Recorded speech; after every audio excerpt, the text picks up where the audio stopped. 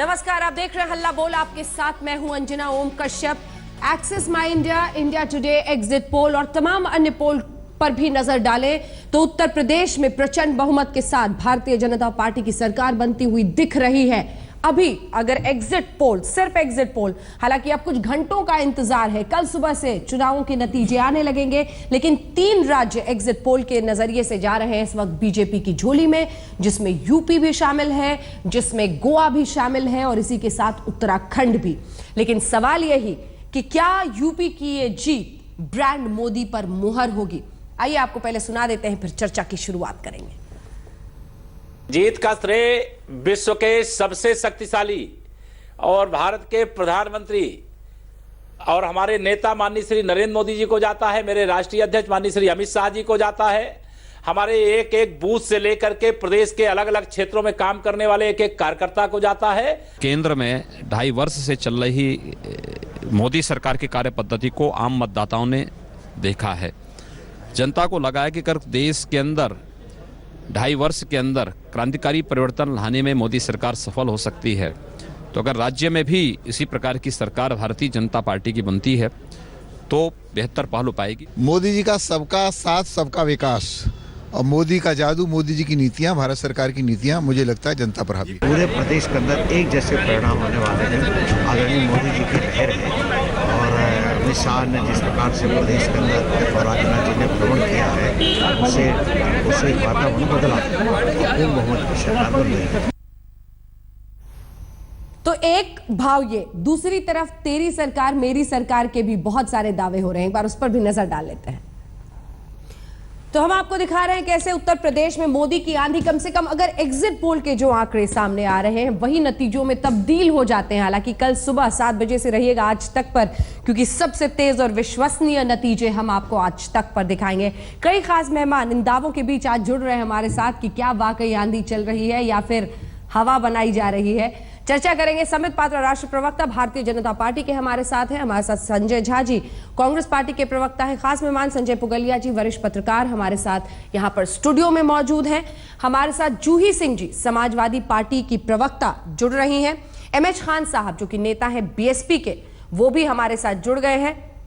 आज जूही सिंह के कपड़े का रंग बड़ा दिलचस्प है, क्योंकि आप संबित पात्रा जी का भी कुछ ऐसा ही रंग है, लेकिन इन सब के बीच दिलचस्प ये है जूही सिंह जी कि आप मुस्कुरा रही हैं, लेकिन आपके नेता लग रहा है घबरा गए हैं। आपके नेता लगता है घबरा गए हैं, क्योंकि अखिलेश यादव ने बीते ही दिन समझा दिया कि अभी तक जो मैं मजाक उड़ाकर बुआ जी कहता था वो तो मैं सम्मान दे रहा था रिश्ता बनाकर। अंजना जी, उन्होंने नाम तो नहीं लिया, उन्होंने कहा कि कोई भी पार्टी जो है वो राष्ट्रपति शासन नहीं चाहेगी। मुझे लगता है बीजेपी भी नहीं चाहेगी, क्योंकि एग्जिट पोल तो एग्जिट पोल होते हैं। नतीजे आने पे अगर सीटें जितनी ये सोच रहे हैं इनको नहीं मिली तो अलायंस ये भी ढूंढेंगे। वो एक रिप्लाई था, कुछ एग्जिट पोल्स आए थे जिन्होंने कहा था कि हंग असेंबली आने वाली है, तो उस पर एक जवाब था जी। नहीं, मैं तो सिर्फ ये देखना चाह रही थी कि कहीं गलती से आज मतलब ऐसा देखिए योग बना है कि आप दोनों एक ही फ्रेम में बैठे हैं अगल बगल, वरना हमेशा अलग अलग मिलते थे हमें लाइव। क्यों खान साहब? अब यूपी को ये साथ पसंद है, मैं पहले अखिलेश जी और राहुल गांधी की जोड़ी, अब SP BSP की ना बन जाए। नहीं, ऐसा तो ये आप कह रही है तो जोड़ी तो ऊपर वाला बनाता है, जोड़ी ओड़ी नहीं बन रही है। दिक्कत यह है कि अभी हम पहले से क्या बयां कर दें कि क्या हमारे दिल में है। अब कल तक का इंतजार है, ज़्यादा लंबा नहीं है। और अगर एग्जिट पोल में आपने खुद देखा होगा कि चाहे भारतीय जनता पार्टी की तरफ से हो, कितने फैक्ट्री लग गई, कितने काम हुए, कितने लोगों को नौकरी मिल गई। अगर नारों पर ही साक्षी महाराज जिसे दिखाया आपने, योगी आदित्यनाथ को दिखाया आपने, अगर इन्हीं सब बातों पर सरकार बन रही है तो जनता जिसको चुन ले भाई, उसमें हम क्या कर सकते हैं। अखिलेश जी के शासन पे कुछ नहीं बोल रहे आज आप जी। अखिलेश जी के शासन पे आज बोलने से बच रहे हैं खान साहब।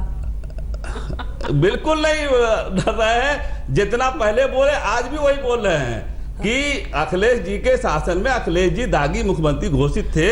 वो हमने कहा है, पहले भी कहा है, आज भी कह रहे हैं। और ये बातें जो है जनता जिसको स्वीकार कर ले। हाँ। चाहे देखिए फूलन देवी चुन के आ गई थी तो किसी ने क्या कर लिया, फूलन देवी डकैत थी, उसके बाद पॉलिटिक्स में आई, चुन ली गई, तो उसको लिए हम क्या कर सकते हैं। जनता जिसको चुन ले, हमारा क्या बस उसमें है। अब ये फैसला तो कल ही आएगा ना। हाँ। कल आएगा, कल देखा जाएगा कौन कहाँ बैठता है। ठीक है। अब आप आज हंसी के मूड में हैं, बहुत अच्छा लग रहा है कि आप हंसी के मूड में हैं, आज सबको हंसा रही हैं आप, सबका दिल बहल रहा है कि चलिए। क्योंकि हमें भी एहसास है कि आप लोगों के लिए कयामत की रात बीतती होगी, कयामत की रात बीतती होगी कल से एग्जिट पोल के नतीजों के बाद। नहीं, ऐसा नहीं पात्रा जी। है, ऐसा नहीं, एग्जिट पोल को मानते ही नहीं है। अमेरिका में एग्जिट पोल नहीं माना गया। अच्छा, मैं तो समाजवादी पार्टी से हमारी बहन और खान भाई को इतना ही कहना चाहूंगा, तुम इतने जो मुस्कुरा रहे हो, क्या गम है जो छुपा रहे हो। आज हंसी रुक नहीं रही है दोनों की। ऐसे ही ईश्वर करे आप लोग व्यक्तिगत रूप से जीवन में ऐसे ही हंसते मुस्कुराते रहे, फलते फूलते रहे व्यक्तिगत रूप से। ये होली में आप लीजिए भाई बहन को, ये मेरी बधाई है। मगर मैं इतना कहना चाहूंगा, अरे खुश रहिए, सुन लीजिए, थोड़ा मुस्कुराइए, खुश रहिए, सुनिए। मैं इतना कहना चाहता हूं, आप भी खुश रहिए, कह तो रहे हैं। हाँ, थैंक यू। मैं इतना कहना चाहता हूं कि आज मैं अचानक बैठा हुआ था, दोपहर में टीवी देख रहा था कि टीवी चैनल ने दिखाया कि रामगोपाल यादव साहब पार्लियामेंट से बाहर निकल रहे थे, और जब कैमरे के सामने आए तो उन्होंने बोले ये सारे एग्जिट पोल नॉनसेंसिकल है, और उसके बाद बोला कि बहुत प्रेशर के अंडर ये चैनल्स काम कर रही हैं। मेरा प्रश्न सिर्फ इतना है कि अगर ये सब नॉनसेंसिकल ही था तो इस पर रिएक्ट करने की आवश्यकता क्या थी। खुद अखिलेश जी, जो कि न केवल कद्दावर नेता है बल्कि अभी मुख्यमंत्री भी हैं, उन्होंने इस पर रिएक्ट करते हुए गठबंधन की बात तक कह डाली। रविदास मल्होत्रा जी ने किस प्रकार का रिएक्शन दिया। कहीं ये एग्जिट पोल का एग्जिट तो नहीं है, इनका एग्जिट पोल के साथ ही एग्जिट मान रहे हैं, और कहीं ये ऐसा तो नहीं कि रिजल्ट से पहले ही हार मान लिया हो। आप बताइए खुद ही, ऐसा तो लग रहा है कि रिजल्ट से पहले हार भी मान लिया है, और संजय झा जी के सर पे ठीकरा भी फोड़ दिया है कि ये सारा हार कांग्रेस के कारण हुआ। रविदास मल्होत्रा जी ने तो यही कहा है कि हार की वजह तो कांग्रेस पार्टी है। ठीक है, जूही जी बोल रहे, फिर फौरन संजय झा जी आ रही हूँ। हाँ जूही जी, बड़ा दोनों मिलके कोरस कर रहे हैं। देखिए लड़े हैं आज, तो हंसी मुझ के मुझ रही है ना। कल लड़ेंगे, आज तो बहुत दिन लड़ चुके हैं, अब आज हंसी में रहिए, नतीजे का दिन आएगा। जूही जी कल लड़ लेंगे संबित जी। मैं तो कह रही हूँ कि संबित जी से कल भी नहीं लड़ेंगे। अरे लड़ेंगे क्यों, बढ़िया तरीके से हम तो कभी नहीं लड़ेंगे। जनता का जो आदेश है कल कर ली जाएगी, किसने क्या बोला, कौन कहाँ निकला, किसने सच बोला, किसने झूठ बोला।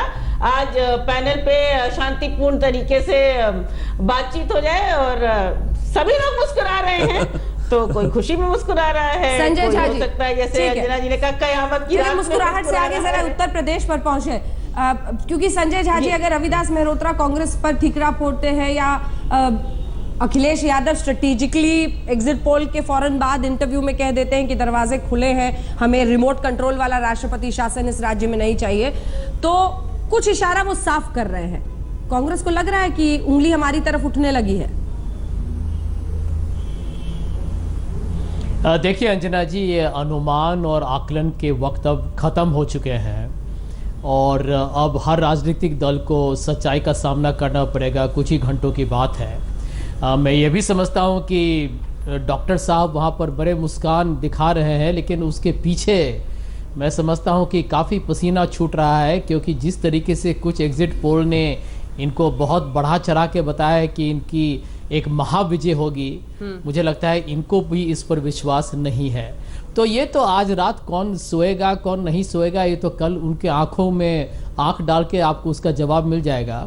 परंतु मैं इतना ज़रूर कहूँगा कि समाजवादी पार्टी और कांग्रेस का जो गठबंधन है, उसको जहाँ से हमें, और जूही जी भी शायद इस पर और भी वो भी जोड़ सकेंगी, कि ज़मीनी स्तर से जो हमें सूचना मिली है और जो संकेत मिले हैं, वो तो ये इस तरफ इस बात का मिसाल है कि हम पूर्ण बहुमत की तरफ हम पहुंच सकते हैं। सबसे बड़ी पार्टी होने का उम्मीद हमारे लिए कम से कम एक कोई बहुत ही कोई अलग या कोई विचित्र बात नहीं है। ठीक है, तो अब कुछ घंटों की बात है, और हम समझते हैं कि यहाँ पर इस वक्त कोई अहंकार और घमंड दिखाने की जरूरत नहीं है।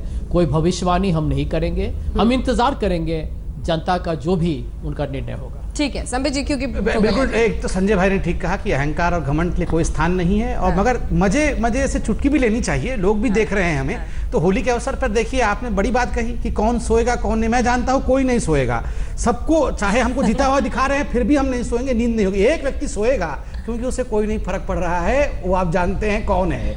देखिए वो व्यक्ति तो सोएगा, मगर साइकिल जो चला रहा है वो नहीं सो पाएगा, क्योंकि पीछे की गठरी का भार बहुत ज्यादा है, वो नहीं सो पाएगा। संजय पुगलिया जी, पसीना क्योंकि अब ये मतलब मुझे लगता है कि 2014 के बाद सर इतने दिलचस्प चुनाव हुए नहीं हैं देश में। बिहार का भी था, लेकिन ये उससे भी कहीं आगे निकल गया है। ये लिटमस टेस्ट है सबके लिए। बिल्कुल, ये चुनाव बहुत गंभीर है, सिर्फ यूपी के लिए नहीं, लेकिन पंजाब के कारण चुनाव में बहुत ज़्यादा जिसको कहते हैं मसाला आ गया है। और संबित भाई ने बिना नाम लिए जो मजाक किया, होली का वक्त है, मजाक किया जा सकता है। तो दरअसल मुझे भी चिंता ये होती है कि संजय झा जी की जो पार्टी है उनके बारे में कि प्रचार खत्म होने के साथ साथ मोदी जी गुजरात चले गए, अगले हफ्ते आम आदमी पार्टी वाले गुजरात चले जाएंगे। 12 मार्च को आपकी पार्टी क्या कर रही होगी? संजय झा जी। संजय जी देखिए, हर पार्टी का अपना सोच, अपना नज़रिया, अपना विचारधारा होता है। हर पार्टी का एक अंदाज होता है काम करने का। अब आप ये मत बताना शुरू कर दीजिए कि मोदी जी झूठ बोलते हैं अपने बयानबाजी में तो हम भी वही शुरू कर दें। सबका अपना परंपरा है, सबकी अपनी एक मैं जानता हूं क्या करेंगे 12 तारीख को। संजय जी सवाल खो गया। एक सेकंड संजय जी, सवाल खो गया। सवाल ये है, एक सेकंड सर, इसको जरा पर्सपेक्टिव में डाल रही हूँ क्योंकि बहुत महत्वपूर्ण सवाल है जिसका कांग्रेस पार्टी को सामना करना चाहिए। क्योंकि किसी भी लोकतंत्र में एक मजबूत विकल्प ही उसकी सबसे बड़ी ताकत है। अगर वो नहीं हो तो तकलीफ होती है। और इसीलिए इस सवाल को समझिए। सवाल ये है, आज ही प्रधानमंत्री ने यहाँ पर गुजरात इलेक्शन मॉनिटरिंग कमेटी की बैठक में शामिल हुए। कैंपेन करते हुए जब कैंपेनिंग खत्म हुई, अगले दिन हम लोगों ने देखा कि वो गुजरात पहुंच गए थे। गुजरात पर फोकस शुरू हो गया है। आम आदमी पार्टी भी पंजाब निपटा, फौरन गुजरात में एक्टिव हो गए हैं। कांग्रेस पार्टी में वो सक्रियता। 12 मार्च का प्लान बताइए। 12 मार्च का प्लान उस नजरिए से, अब आप कह दीजिए कि वही फॉलो करने की बात नहीं है। सक्रियता, अगला कदम, अगला राज्य, फोकस, देरी हो जाती है क्या? अंजना जी, सबसे पहले तो मैं कुछ अंदरूनी मामले हैं, लेकिन मैं इसको सार्वजनिक तरीके से मुझे जवाब देने में मुझे हिचकिचाने की ज़रूरत नहीं है। गुजरात में चुनाव की तैयारी हमारी पार्टी, हमारी राज्य में हमारी पार्टी है, वहाँ ढेर सारी तैयारी हो रही है। उसके बारे में आप चाहे जानना चाहे तो आपको आपके रिपोर्टर्स आपको बता देंगे। लेकिन मैं बहुत ही अहम बात यहाँ कहना चाहूँगा कि देखिए, भारत के प्रधानमंत्री तो 24 घंटे और 365 दिन वो चुनावी दौर में लगे रहते हैं। ये भारत में शासन अनुशासन कहाँ होता है? इसीलिए हम तो यही कहेंगे कि प्रधानमंत्री जरा काम करें, जरा काम करें, ये बातें कम करें, काम करें। पार्टी का सवाल है, रोका टोकी या विवाद की मुझे आदत नहीं है। 24 घंटे 365 दिन राजनीति तो ऐसे ही होती है। चुनाव हारने के लिए कोई लड़ता है क्या? मैं एक छोटा सा उदाहरण देना चाहूंगा यहाँ पे, और बहुत गंभीरता के साथ। आप ही के टुडे ग्रुप का है मेल टुडे। मेल टुडे ने एक बहुत महत्वपूर्ण खबर छापी अभी 5 दिन पहले, जब प्रधानमंत्री बनारस में उस रात को रुके थे। उसी समय डिब्रूगढ़ से एक मां ने एक मेल भेजा प्रधानमंत्री को कि मेरी बच्ची वहां जन्म हुई है, नवजात है, वो जान को खतरा है, 13 मिनट में लैंड करूंगी दिल्ली में, 13 मिनट में गंगाराम पहुंचना पड़ेगा। आप तो यहां नहीं है, कुछ तो करिए इस मां के लिए। आपको पता होगा कि प्रधानमंत्री जी ने यहां वहीं बैठ के यहां कमिश्नर से बात की और 13 मिनट के अंदर वो बच्ची यहां से गंगाराम पहुंच गई। ये होता है मल्टीटास्किंग। आप देखिए, मल्टीटास्किंग करना, यहां भी रहना, वहां भी संभालना, यही तो इंदिरा गांधी जी जानते हैं कि मोदी जी 24 घंटे में 25 घंटे तक अब राहुल गांधी नहीं कर पाते हैं तो क्या करें हम, बताइए। नहीं मानते हैं। और 12 तारीख को क्या करेंगे सोते ही नहीं है। आप अलाउ करें, लेकिन आज रात को तो नहीं सोएंगे। नहीं, मैं आपको नहीं अलाउ करूंगी। 24 घंटे में 25 उनका ट्रैवल प्लान आपके पास नहीं, ट्रैवल प्लान नहीं है।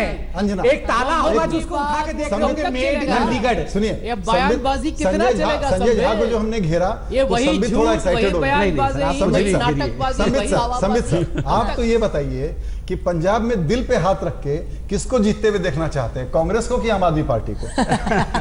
घेर दिया आपने। हम तो वाकई चाहते हैं कि हम जीते। हम तो वाकई चाहते हो रहा है। लेकिन एक मंथन बीजेपी को भी करना चाहिए। एक नई पार्टी जिसने दिल्ली में जबरदस्त आंधी दिखाई, अकेले अपने दम पर चुनाव लड़के, इतनी अच्छी परिस्थिति में एग्जिट पोल के नजरिए से दिख रहा है, लेकिन आपने एक ऐसे पार्टी का दामन छोड़कर अलग चुनाव लड़ने की हिम्मत नहीं दिखाई इतने वर्षों के बाद भी, जिस पर भ्रष्टाचार के इतने गंभीर आरोप, ड्रग्स को लेकर जिस तरह के संगीन इल्जाम, और कोई भी आपका बड़ा नेता पंजाब में गया होगा, वो गुस्सा उसे जरूर जमीन पर दिखा होगा। आप आंख जबरदस्ती बंद कर लें तो अलग बात है। संबित जी, देखिए, 40 वर्ष का ये हमारा साथ रहा है, जब हमारे खराब समय में इन्होंने साथ दिया है। मैं बता रहा हूं, अगर हम अलग हो जाते तो यही तमाम लोग हमसे सवाल पूछते कि केवल सत्ता की लोलुपता के लिए, केवल सत्ता की लालच के लिए आपने 40 साल की दोस्ती को ठुकरा दिया, आप तो डिक्टेटर है, यही हमसे कहा जाता है। भ्रष्टाचार के खिलाफ नहीं, देखिए बादल साहब जिस प्रकार इमरजेंसी में जेल में रहे, उन्होंने एक विषय को प्रतिपादित किया है। 40 साल का ये साथ रहा है, हमने कभी भी अपने गठबंधन के किसी व्यक्ति को नहीं छोड़ा है। जूही जी बहुत देर तक शांत रह गई। ब्रेक का वक्त हो गया, मुझे पता है, मैं फौरन ब्रेक पर जा रही हूं। लेकिन अगर यूपी हाथ से वाकई निकल गया, जूही जी, अगर ये एग्जिट पोल, मुझे भी पता है कल तक का इंतजार करना चाहिए, अगर यूपी वाकई हाथ से निकल गया, तब ये पार्टी के अंदर की कला और भी उबलेगी क्या?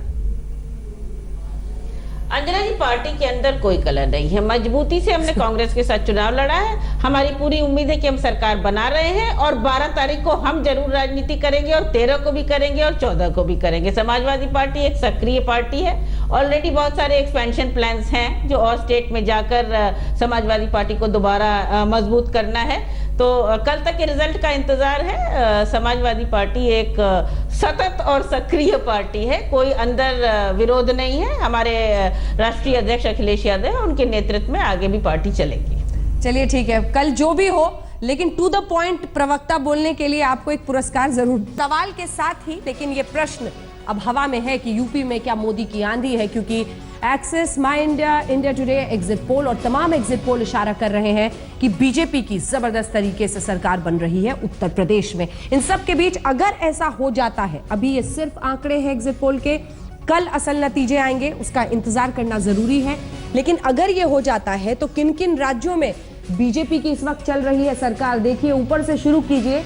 अभी का हाल हम आपको बता रहे हैं। जम्मू कश्मीर, अभी जो हाल है वो हम आपको दिखा रहे हैं।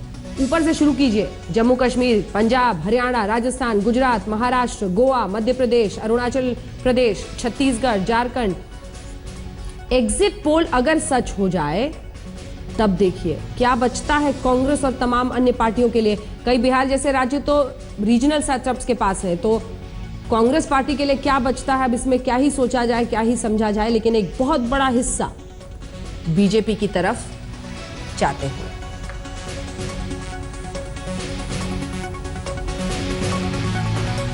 जीत के बारे में प्रधानमंत्री नरेंद्र मोदी ने भाषणों में ही सही, जब वो प्रचार कर रहे थे, बार बार दावा किया है। सुनिए। 11 मार्च को चुनाव के नतीजे आएंगे। सपा, बसपा, कांग्रेस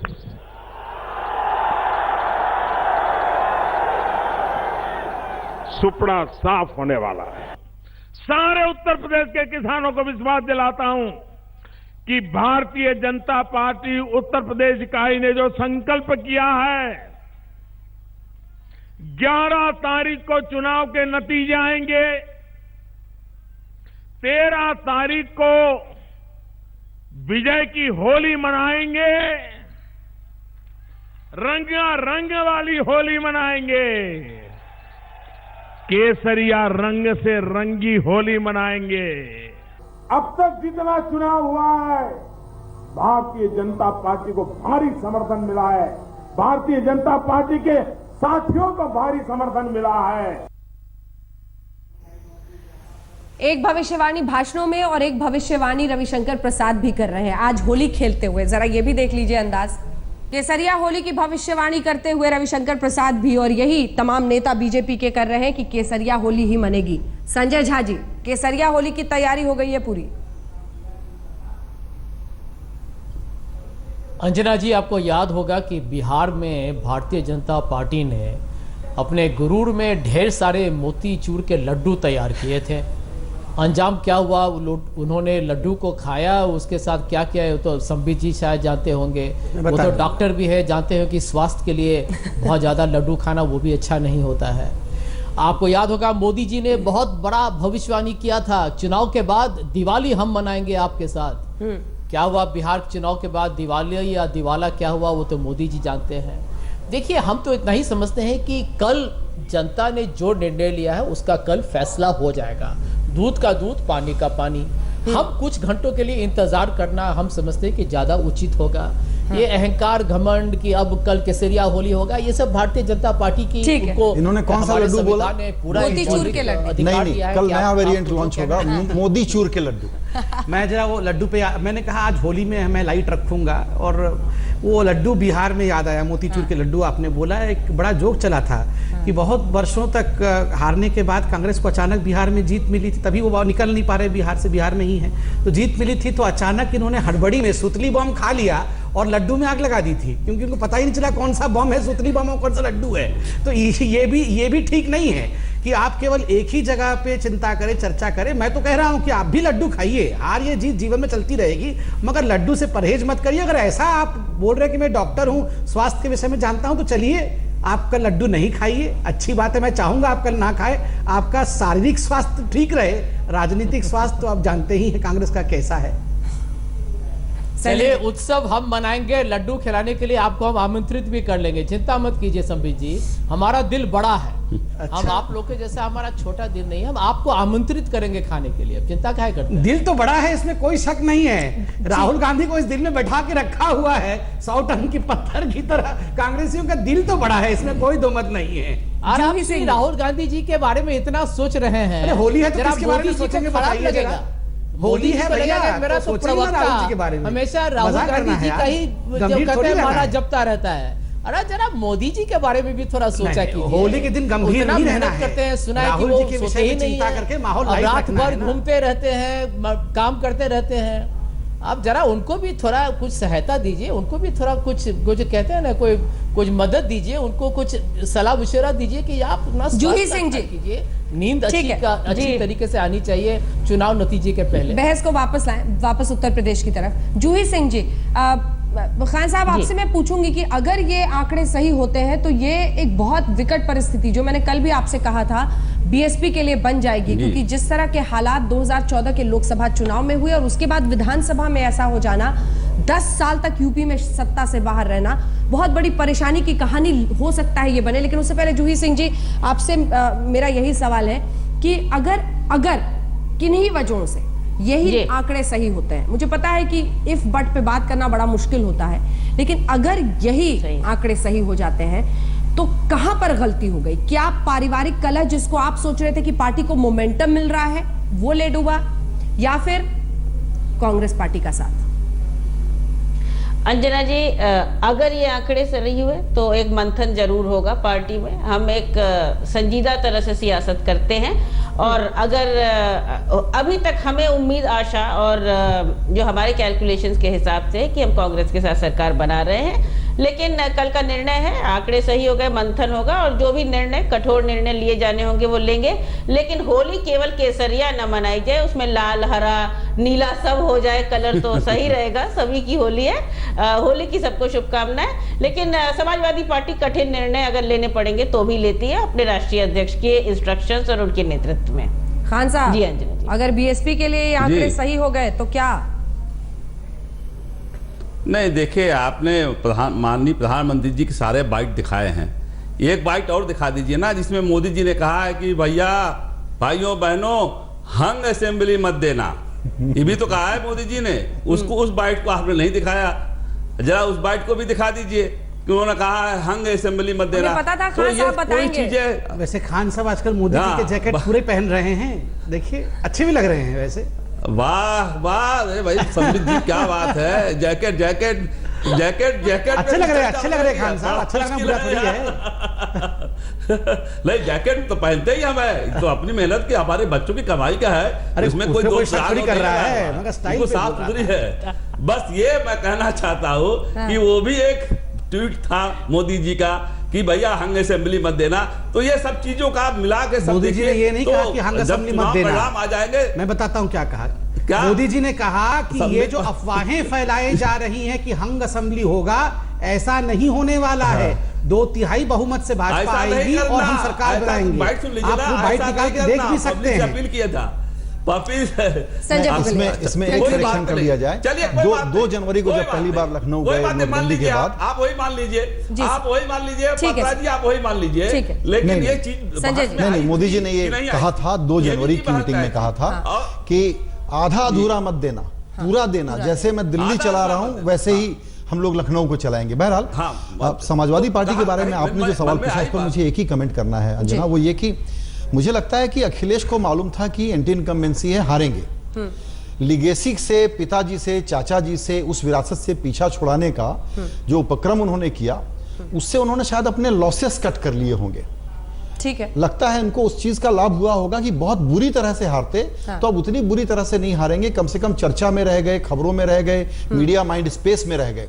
प्रश्न ये है कि हंग का भी चूंकि प्रेडिक्शन बहुत ज्यादा है और अभी हम लोग स्पेकुलेट ही कर रहे हैं, कौन किधर जाएगा। हंग होने की अवस्था में अखिलेश और मायावती मिलकर बनाएंगे या बीजेपी दौड़ेगी मायावती को मुख्यमंत्री बनवाने के लिए या मायावती का समर्थन मांगेगी। और अगर मांगेगी तो क्या मुख्यमंत्री हंग नहीं मस्त मलंग होगा सरकार, कल देखिएगा। इसी के साथ इस कार्यक्रम में इतना ही, लेकिन लगातार रहिए आज तक के पास, साथ और पास, क्योंकि हम आपको बताएंगे सबसे तेज और सबसे विश्वसनीय नतीजे कल सुबह।